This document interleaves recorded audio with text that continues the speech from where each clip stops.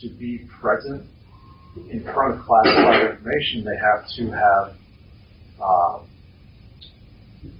there's a process where they have to go through, and ultimately it boils down to only a couple people. It'll be like the judge and like both, prosecutor and defendant in the case of whoever it is, and then there's probably a stenographer, I think it's called, person that's recording it. But a lot of these things are just not prosecuted because of lack of any oversight, ultimately. So, I think you had a question. Yeah, I was going to ask, how long did you serve for? About 2 years, and I got discharged for medical. I got problems with both my knees, my lower back, right rotator cuff, severe anxiety, severe depression, post-traumatic stress. So I got all the good stuff. In disability? Yeah. It took many years to get it though. Like I had to fight. I had to go through American Legion. I used them as my representative, and it took them a while. And I had a lot of medical data to back up. The fact that I got partial hearing loss, I have all these other problems that I went for. I went to a mental nothing was ever done while in the military. One of the things they do in the military that they love to do is they love to overprescribe pills.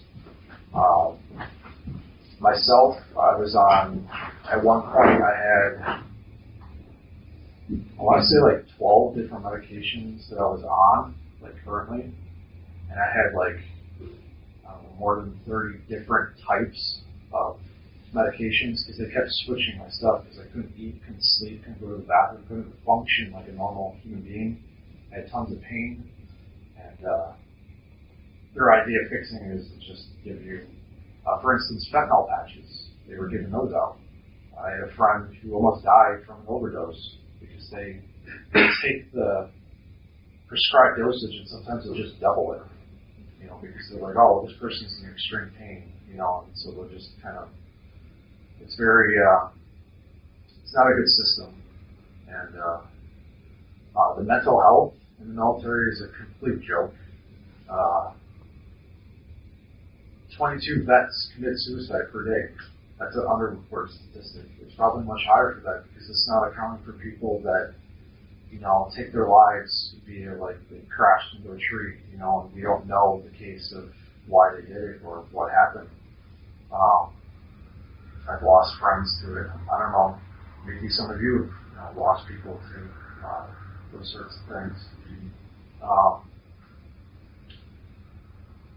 One of the statistics that I'd like to share with you is that if you take from Iraq and Afghanistan the total number of combat deaths, so that's all the people that have died in combat, it's about 7,057 people, service members. That's not including the civilians, obviously, on the other side. Since 9/11, 30,177 veterans committed suicide. And that's probably much higher because this statistic, I think, is from a couple of years ago. It's not accounting for current. That's a huge percentage of people, which is telling you something, right? It's telling you that the mental health, both in the military and when they get out, is just complete nonsense. When you take into effect less than 2% of the American population even serves in the military, that's a huge percentage of people that are just needlessly dying. One of their ways to combat this, when I was in, was to do this. It was called the ACE card program. It's basically these little like trading cards, and all around the base they would put posters up. And these posters and the cards basically amounted to saying like, don't kill yourself. But that was their way to be proactive. Was because now they could say to politicians or to the American people, well, we're actively taking steps, right, to fix this problem. And it obviously didn't work. It doesn't work. And unfortunately, we have the statistics like what we have now. 1 in 3 women get raped in the military. That's another underreported statistic. men get right to the military.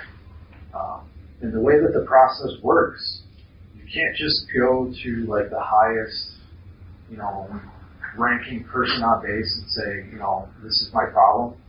You have to go through a chain of command. So let's say that your sergeant is your next chain of command, and then above that would be, your commander and so on and so forth. Let's say that your sergeant is the one that did the crime. Now, how do you get to that next step? You can't, because you have to go through that person. And that happens quite often. People abuse their power, quite frankly. And now you have to go to work and see that person every single day, right? So there's problems with that. There's problems with addiction. I've watched people, try to, I saw one guy take like spray paint and he was puffing it in a bag, like a paper bag, because he couldn't get access to alcohol.